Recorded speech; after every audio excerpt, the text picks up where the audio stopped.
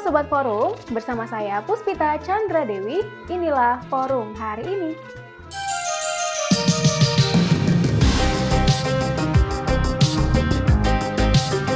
Sebelum kita masuk ke beritanya, jangan lupa like, subscribe, komen, dan nyalakan loncengnya.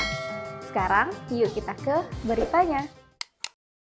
Berita pertama, PDI Perjuangan menggelar perayaan HUT ke-51 hari ini, Rabu 10 Januari 2024. Dalam acara tersebut, PDIP tak mengundang Presiden Joko Widodo.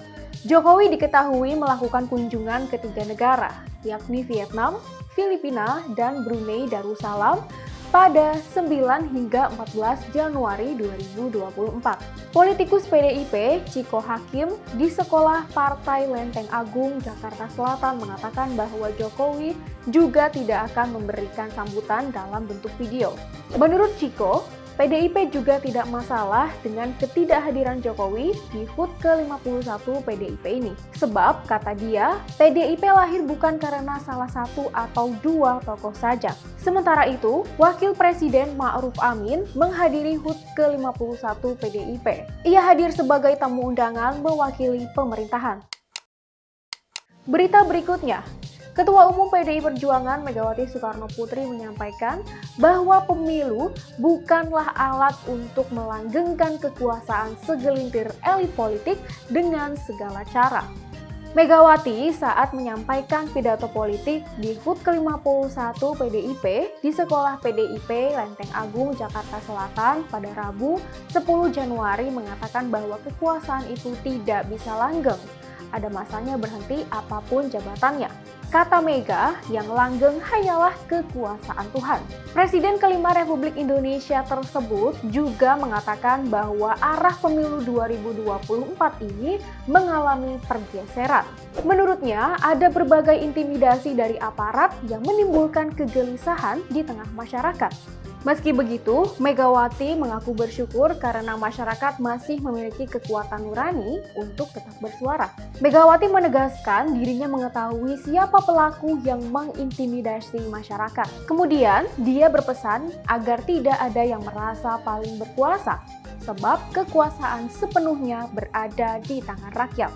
Lebih jauh, Megawati mendorong masyarakat untuk memilih pemimpin tidak hanya berdasarkan penampilan luar semata, namun mencermati rekam jejak dan etikanya. Megawati mengatakan masyarakat tidak boleh tergiur akan sosok setiap capres dalam Pilpres 2024, tapi dipilih berdasarkan pikiran dan hatinya. Berita berikutnya, Ketua KPU RI Hasyim Asy'ari memberikan respons terkait penilaian dari Presiden Joko Widodo terkait debat ketiga Pilpres 2024 yang tak edukatif dan saling menjatuhkan dengan motif personal.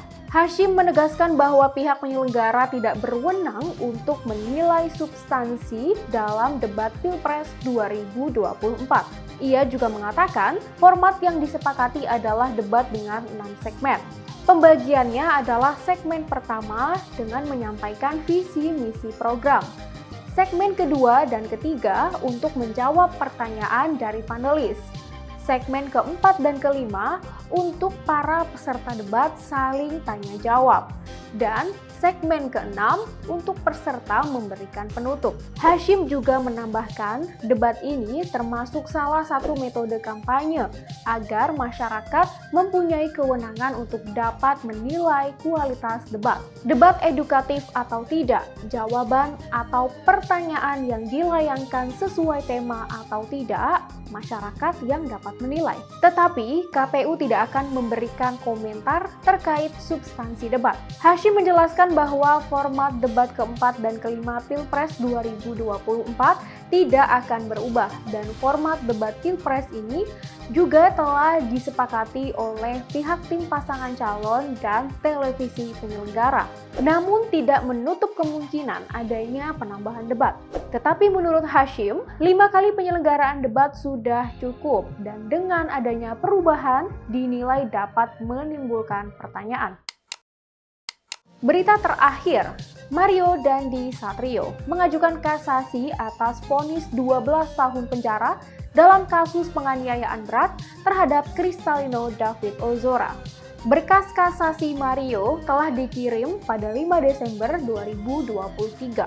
Sedangkan jaksa penuntut umum mengajukan kasasi terhadap terdakwa kasus penganiayaan David lainnya, yaitu Shane Lucas. Berkas kasasi Shane Lucas juga telah dikirim pada 5 Desember 2023. Berkas kasasi Mario dan Lucas belum diregister oleh Kepaniteraan Mahkamah Agung. Seperti diketahui, pada tingkat pertama, Mario Dandi divonis 12 tahun penjara di kasus penganiayaan David. Anak mantan Ditjen Pajak Kementerian Keuangan, Rafael Aluntri Sambodo itu juga dibebankan biaya restitusi sebesar 25,1 miliar rupiah. Mario dinyatakan bersalah melanggar pasal 355 ayat 1 KUHP, junto pasal 55 ayat 1 ke 1 KUHP, subsidiar pasal 353 ayat 2 KUHP, junto pasal 55 ayat 1 ke 1 KUHP, atau pasal 76C, junto pasal 80 ayat 2 Undang-Undang Perlindungan Anak. Sementara Shane divonis 5 tahun penjara. Shane dinyatakan bersalah melanggar pasal 355 ayat 1 KUHP, junto pasal 55 ayat 1 ke 1 KUHP. Hakim menyatakan Shane turut serta melakukan penganiayaan terhadap David. Mario kemudian mengajukan banding. Hasilnya, Pengadilan Tinggi Jakarta menguatkan vonis 12 tahun penjara Mario Dandi. Demikian berita-berita yang dapat kami rangkum untuk forum hari ini, Rabu 10 Januari 2024. Untuk semua sobat forum, jangan sampai lupa terus update berita-berita terkini kalian di www.forumkeadilan.com. Saya, Puspita Chandra Dewi, sampai jumpa.